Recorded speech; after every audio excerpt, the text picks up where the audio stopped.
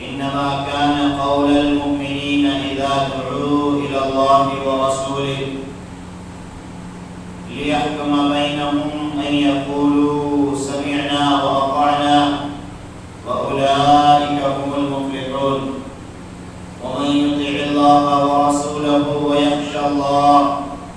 ويتقه فأولئك هم الفائزون. حاضرین جماعت، تمام قسم کی تعریفات، توصیفات، حمد و ثنا، کبریائی بڑائی اللہ رب العالمین کے لیے زیبا اور سزاوار ہیں، جو ہم سب کا خالق ہے، مالک ہے اور تنہا پالنہار ہے۔ بعدہ درود و سلام ہوں بالعموم تمام انبیاء پر، بالخصوص آخری نبی محمد عربی صلی اللہ علیہ وسلم پر۔ حاضرین جماعت، ہم بارہا اپنی گفتگو میں اور خطبات جمعہ میں یا اسی طریقے سے عام تقریروں میں ایک لفظ سنتے اور سمجھتے رہتے ہیں جسے بولا جاتا ہے ایمان۔ مومن لفظ کا معنی اور مفہوم ہم نے پچھلے خطبات میں کئی بار سنا اور سمجھا۔ گفتگو جس موضوع پہ کرنی ہے وہ یہ ہے کہ ایک مومن کو یا ایک ایمان والے انسان کو کیسا ہونا چاہیے، اس کے اندر کیا صفات، کیا خوبیاں ہونی چاہیے، اور کن چیزوں سے بچا ہوا وہ شخص ہونا چاہیے۔ رب کریم سے دعا کریں گے کہ مولا کریم تو حق اور صحیح بولنے کی توفیق عطا فرما، بعدہ ہم سب کو اس پر عمل پیرا ہونے کی توفیق عطا فرمائیے۔ حاضرین جماعت، اور رب کریم قرآن مجید میں ارشاد فرماتا ہے، سورہ نور کی آیت کریمہ ہے، آیت نمبر 51 میں رب کریم کہتا ہے، انما كان قول المؤمنین اذا دعوا الى اللہ ورسولہ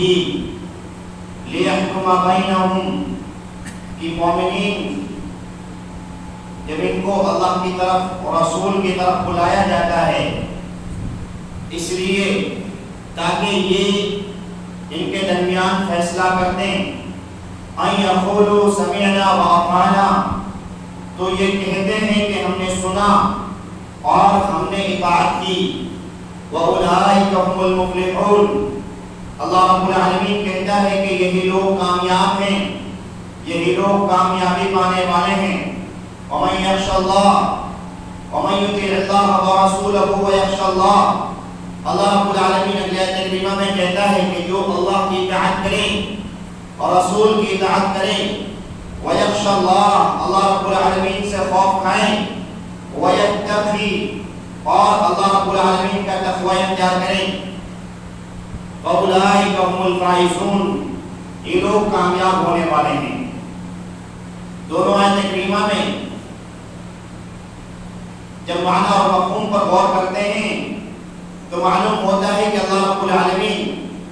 اہل ایمان کی خوبی بتاتا ہے اور کہتا ہے کہ جب ان کو بلایا جاتا ہے اللہ کی جانب، رسول کی جانب، اور اس لیے بلایا جاتا ہے تاکہ یہ دونوں ان کے درمیان فیصلہ کریں، اللہ رب العالمین ان کے درمیان فیصلہ کر دے،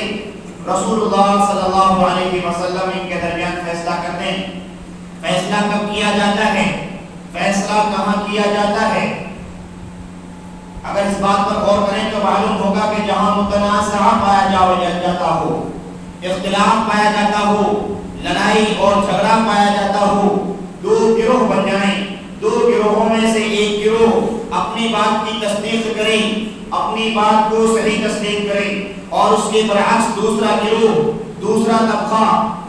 اپنی بات کو صحیح تسلیم کریں، اپنی بات پر اڑا رہیں، اپنی بات کو صحیح منوانے کے لیے وہ دلائل پیش کریں۔ جب یہ دونوں معاملے سامنے آئیں تو ان کے درمیان فیصلہ کرنے کی نوبت آتی ہے۔ تو اللہ رب العالمین یہی کہتا ہے جب ان کے درمیان متنازعہ ہو جائے، اختلاف خلاف ہو جائے، جب یہ صحیح سے بھٹک جائیں، غلط کی طرف ہوں، اور جب ان کو اپنے اصلاح کی ضرورت پڑے، جب ان کو اپنے آپ کو صحیح راستے پر لانے کی ضرورت پڑے، تو ان کو بتایا جائے کہ رب کا قرآن یہ کہتا ہے، نبی اکرم صلی اللہ علیہ وسلم کی حدیث یہ کہتی ہے، تو یہ کہتے ہیں اطعنا سمعنا اطعنا، ہم نے سن لیا،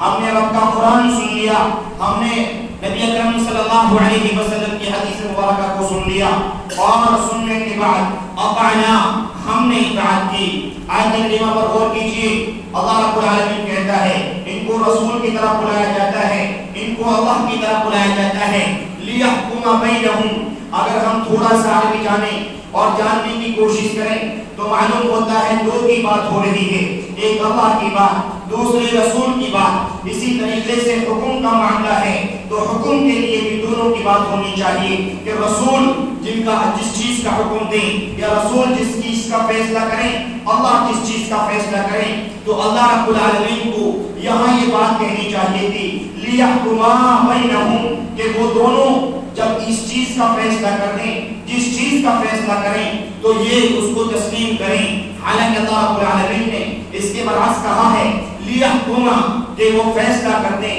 لفظ واحد استعمال کیا ہے اور کہا ہے کہ اگر اللہ کوئی فیصلہ کرتا ہے تو وہ فیصلہ رسول کا بھی ہوتا ہے، اور اگر رسول کسی چیز کی تعلیم دیتے ہیں تو دراصل وہ اللہ کی تعلیم ہوتی ہے، وہ فیصلہ دراصل اللہ رب العالمین کا فیصلہ ہوتا ہے۔ اور یہی بات ہم نے قرآن کریم کی کئی اور آیات سے معلوم ہوتی ہے۔ تھوڑے سے آگے کی طرف معلوم کریں اور سمجھنے کی کوشش کریں تو معلوم ہوگا اللہ رب العالمین کہتا ہے ان یقولوا سمعنا، یہ لوگ کہتے ہیں کہ ہم نے سن لیا، اور اطعنا، ہم نے اطاعت کی ہے۔ یعنی ان دونوں چیزوں کے درمیان سمجھنے کی گنجائش نہیں ہے، ان دونوں کے درمیان عقل کی گنجائش نہیں ہے، ان دونوں چیزوں کے درمیان سننے اور اطاعت کرنے کے درمیان اس چیز کی گنجائش نہیں ہے کہ میں نے سنا تو ہے لیکن میرا دماغ اس چیز کو تسلیم نہیں کر رہا، میری عقل اس چیز کو نہیں مان رہی، میری یہ بات میرے معاملات کے خلاف جا رہی ہے، یا میرے بزرگوں کے خلاف جا رہی ہے، یا اسی طریقے سے ہمارے اکابرین کے خلاف جا رہی ہے۔ ان دونوں کے درمیان کوئی چیز نہیں ہے، سننا ہے، عقل کو نہیں لڑانا ہے، عقل کو نہیں بیچ میں لانا ہے، صرف اطاعت کرنا ہے۔ اور اگر اس چیز کو ہم جانیں اور سمجھیں تو معلوم ہوگا کہ ہم تو ہر مسئلے میں وہاں بحث و مباحثہ کرتے ہیں جہاں رسول کا قول کچھ ہو، اللہ رب العالمین کا حکم کچھ ہو، ہماری عقل تھوڑی سی یہ کہہ دے کہ مجھے تھوڑا سا غصہ آنا ہے تو ہم نہ مسجد دیکھیں، نہ باہر دیکھیں، نہ بڑوں کو دیکھیں، نہ چھوٹوں کو دیکھیں، نہ عزت کا احترام ہے، نہ بڑوں کا ادب ہمارے دماغوں میں ہوتا ہے۔ اگر ہم خود بڑے ہوتے ہیں تو ہمیں خود یہ نہیں پتا ہوتا کہ ہم جہاں بیٹھے ہیں، جہاں کھڑے ہیں، وہ اللہ کا گھر بھی ہو سکتا ہے، وہ اللہ کے گھر کے حدود بھی ہو سکتے ہیں۔ ہم اپنے معاملے کو واضح کرنے کے لیے آوازوں کو بلند کرنا، یا اسی طریقے سے اپنے مسئلے میں جمے رہنا، یا اپنے مسئلے کو مزید ابھارنے کے لیے، لوگوں کے دماغوں تک پہنچانے کے لیے نہ جانے کون کون سے میلے اختیار کر لیتے ہیں۔ اس چیز میں نبی اکرم صلی اللہ علیہ وسلم ایک حدیث مبارکہ پر ہم غور کریں۔ حضرت جابر رضی اللہ تعالیٰ عنہ وہ کہتے ہیں کہ نبی اکرم صلی اللہ علیہ وسلم خطبہ دے رہے تھے تو اللہ کے نبی صلی اللہ علیہ وسلم نے ارشاد فرمایا اجلسوا، بیٹھ جاؤ۔ اللہ کے نبی صلی اللہ علیہ وسلم نے کہا بیٹھ جاؤ، تو فسمع، ایک صحابی رسول سمع ابن مسعود رضی اللہ تعالیٰ عنہ قال، ابن مسعود رضی اللہ تعالیٰ عنہ نے یہ الفاظ سنے، اللہ کے نبی صلی اللہ علیہ وسلم نے یہ جملے ارشاد فرمائے۔ اس موقع پر ابن مسعود باہر سے مسجد کی طرف آ رہے تھے، اور فجلس ابن مسعود علی باب مسجد، ابن مسعود رضی اللہ تعالی عنہ مسجد کے دروازے میں داخل نہیں ہوئے تھے اور وہیں پر بیٹھ گئے۔ نبی اکرم صلی اللہ علیہ وسلم نے کہا کہ بیٹھ جاؤ، ابن مسعود داخل نہیں ہوئے تھے اور علی باب مسجد، مسجد کے دروازے پر، مسجد کی چوکھٹ پر وہ بیٹھ گئے۔ اللہ کے نبی صلی اللہ علیہ وسلم کی نظر پڑی، کہا کہ ابن مسعود اندر آ کے بیٹھو، مسجد میں آؤ۔ نبی اکرم صلی اللہ علیہ وسلم نے یہ جملے ان اصحاب کے لیے کہے تھے کہ مسجد میں کچھ لوگ کھڑے تھے جن کو بیٹھنے کی جگہ نہیں مل رہی تھی، وہ کھڑے تھے۔ اللہ کے نبی صلی اللہ علیہ وسلم نے ان سے یہ بات کہی تھی اور جملے ان کے کانوں تک پہنچے. جب یہ جملے ان کے کانوں تک پہنچے تو انہوں نے وہیں پر اس حکم کی تکمیل کے لیے, اس حکم کو عمل میں لانے کے لیے وہیں پر بیٹھ گئے. اب آپ غور کیجئے, جب تک ان کو یہ پتہ نہیں ہے کہ خطاب مجھ سے کیا جا رہا ہے, ان کو یہ بھی معلوم نہیں ہے کہ مجھ سے کیا جا رہا ہے, اللہ کے نبی صلی اللہ علیہ وسلم کے جملے صرف کانوں میں پڑ رہے ہیں, تو وہ اصحاب رسول صلی اللہ علیہ وسلم کس قدر اللہ کے نبی صلی اللہ علیہ وسلم کی بات کو ماننے والے رہے ہوں گے. یوں ہی اللہ رب العالمین نے نہیں کہا رضی اللہ عنہم ورضوا عنہ کہ اللہ تم سے راضی ہو گیا, تم اللہ سے راضی ہو گئے, اور کہا ہم دین دنیا کا کہیں سے کہیں تک اتا پتا نہیں ہے, ہمارے اعمال ٹیڑھے ہیں تو ہماری عقل بالکل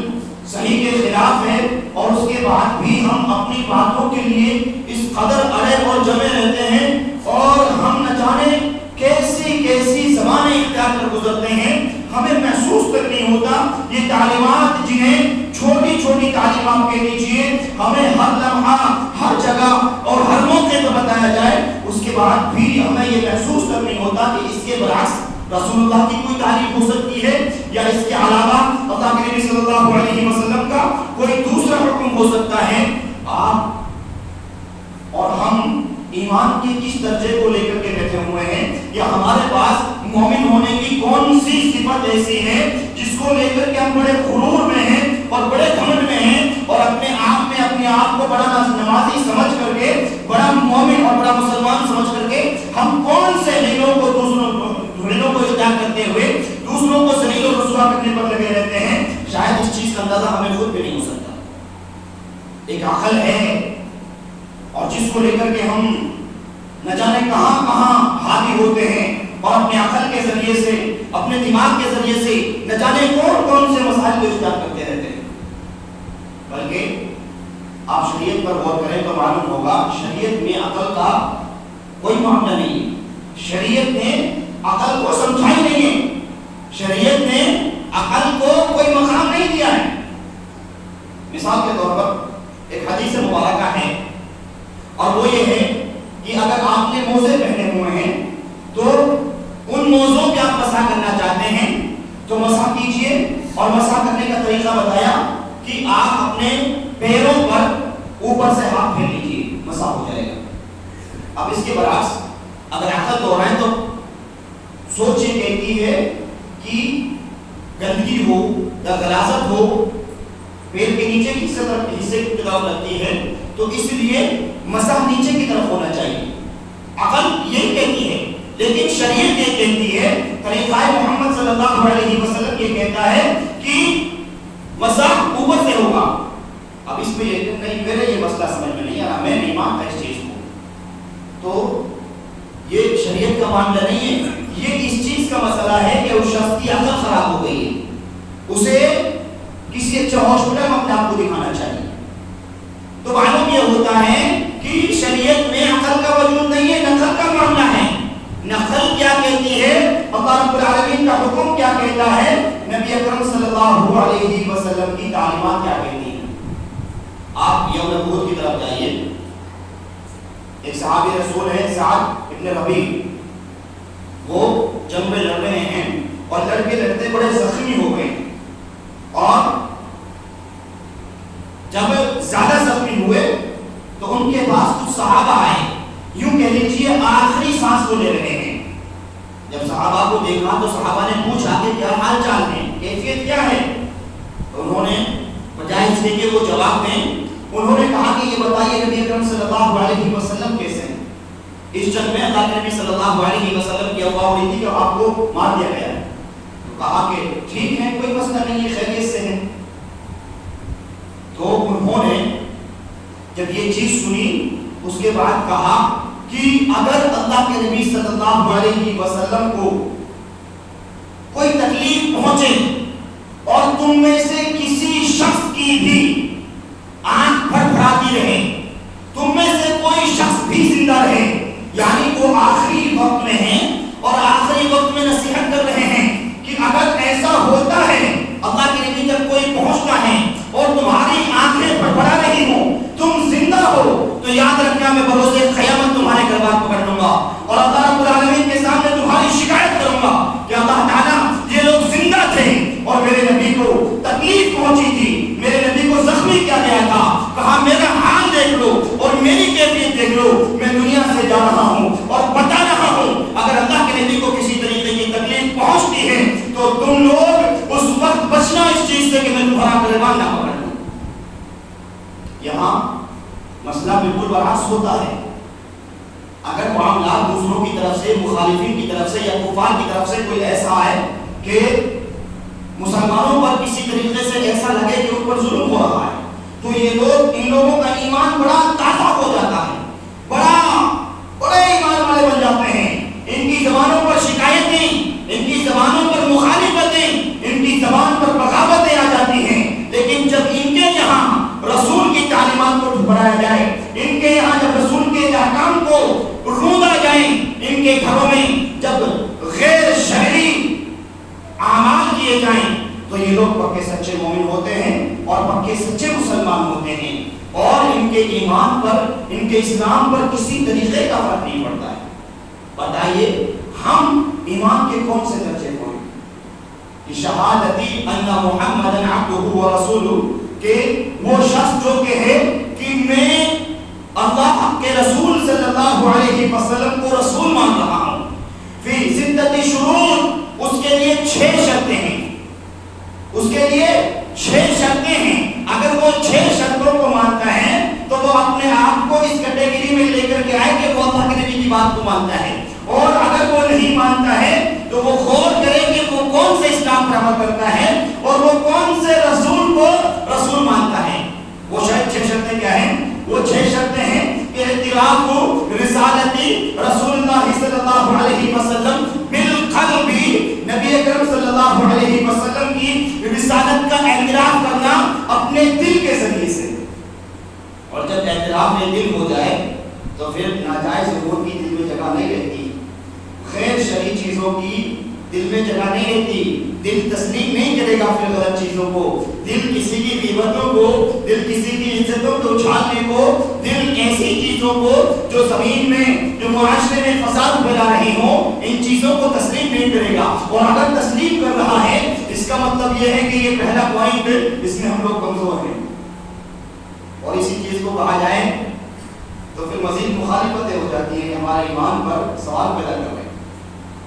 اور دوسری چیز ہے اعتراف رسالتہ باللسان، آپ صلی اللہ علیہ وسلم کی اعتراف کرنا اس چیز کا زبان کے ذریعے سے، رسالت کا اعتراف کرنا اپنی زبان کے ذریعے سے، یعنی ہم نے دل سے مانا اور دل سے مان کر کے ہماری زبانیں غلط ہوں، انکار کریں تو نہیں چلے گا، یا پھر ہماری زبانوں پر منافقت ہو اور دل میں ایمان نہ ہو تو بھی نہیں چلے گا۔ ایسے بھی بڑے اللہ کے نیک ولی ملیں گے آپ کو، زبان کی طرف جائیے تو آپ نہ جانے کون سے اپنے فیصلے ان کی زبانوں کے مطابق کر گزریں گے، لیکن جب حقیقی زندگی کی طرف جھانکیں گے تو ان سے بڑا منافق کوئی نظر نہیں آئے گا۔ تو دونوں چیزیں، زبان اگر مومن ہے تو دل بھی مومن ہونا چاہیے، زبان منافق ہے، زبان مومن ہے، دل منافق ہے، نہیں چلے گا۔ کہا پہلے دل سے اعتراف کیجئے، پھر زبان سے اعتراف کیجئے، اور والمتابعۃ لہ فی العمل، نبی اکرم صلی اللہ علیہ وسلم کی متابعت کیجئے عمل میں، جو عمل ہم کر رہے ہیں وہ عمل رسول اللہ صلی اللہ علیہ وسلم کے مطابق ہو، آپ کے عمل کی متابعت ہو، آپ کے عمل کی اتباع ہو۔ ایسا نہیں کہ آپ نے تو ظہر کی نماز پڑھی قبلہ رخ ہو کر کے اور ہم پڑھ رہے ہیں دوسری طرف ہو کر کے، اور یہ میں اس لیے کہہ رہا ہوں، اگر میں یہ کہوں گا کہ ہم پیر ملا کر کے نماز نہیں پڑھتے یا ہم اور طریقوں کو رکوع طریقے صحیح طریقے سے نہیں کرتے یا سجدوں میں ہم جو ہے سستی برتتے ہیں، تو پھر یہ کہیں گے کہ نہیں اب بات حد سے گزر رہی ہے۔ اس لیے میں قبلے کی مثال دے رہا ہوں اور تمام چیزوں کو بتا رہا ہوں۔ اگر ہمارا کوئی بھی عمل، نماز ہے، نماز کے علاوہ روزے ہیں، یا اسی طریقے سے ہماری صبح اور شام ہے، گھروں میں اٹھنا بیٹھنا ہے، تمام چیزیں ہیں، اگر ہمارے اعمال اللہ کے نبی کے مخالف ہیں تو ہمیں یہ چیز اپنے دل سے نکال دینی چاہیے کہ میں بھی رسول اللہ کو ماننے والا ہوں، زبان سے کہہ دینے سے ماننا نہیں ہوتا، رسول کو ماننا بڑی چیز نہیں ہوتا، رسول کی ماننا بڑی چیز ہوتا ہے۔ جب انسان رسول کی ماننے چلتا ہے تو پھر اسے اپنی انا نکال کر کے پھینکنی پڑتی ہے، تو اسے اپنا وجود مٹی میں ملانا پڑتا ہے، تو پھر اسے اپنی نہیں سننی پڑتی، اسے اپنے آپ کو اللہ کے اور اس کے رسول کے حوالے کرنا پڑتا ہے۔ اور اگر ہم یہ کرنے چلیں تو پھر ہم اپنے گھروں کو دیکھیں، اپنی شادیوں کو دیکھیں، ٹائم آ رہا ہے اور غور کریں ہماری شادیوں کی کیفیت کیا ہوتی ہے، یا ہمارے بچوں کی تربیت کس طریقے سے ہو رہی ہے، اسی طریقے سے اور بھی تمام چیزیں ہم غور کریں کہ کس طریقے سے کرتے ہیں۔ اور چوتھی چیز ہے تصدیقہ فی کل ما اخبر بہ، جو بات وہ رسول اللہ کی اس تک پہنچے